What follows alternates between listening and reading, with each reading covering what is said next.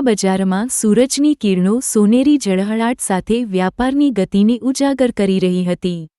સુમરી 15 વર્ષની નાજુક દીકરી ઊંટોને દોડાવતી ઘર તરફ દોડતી હતી.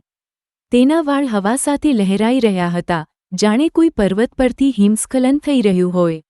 એના માતા પિતા હેબતખાન અને તેની પત્ની સુમરીની ઉંમર અને સુખી જીવનની ચિંતા કરી રહ્યા હતા. હેબતખાનના મનમાં દીકરીને યોગ્ય ઘરમાં પરણાવવાનો વિચાર હતો, પરંતુ સુમરીની સુંદરતા અને યુવાનીનો ભય પણ હતો. જ્યારે સુમરીએ ઘર પ્રવેશ કર્યો ત્યારે માતા પિતા વચ્ચે સગાઈની ચર્ચા શરૂ થઈ, પરંતુ હેબતખાનના મનમાં એક અનોખી ચિંતા હતી.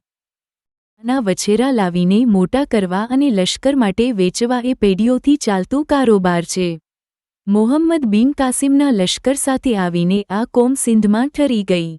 હેબતખાન બાપ દીકરી સુમરીના લગ્ન માટે એક યોગ્ય પાત્ર શોધી રહ્યો છે. દીકરીને દુઃખ ન થાય એ માટે તે સાવચેત છે.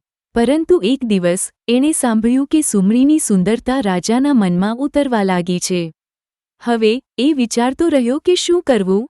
શું તેને રાજાના ઘરમાં દીકરીને મોકલવી જોઈએ? પરંતુ આ વિચારથી એનું મન કંપી ઉઠે છે. શું આ સંબંધો કુટુંબને તોડશે? શાંતિથી વિચારવું જરૂરી છે.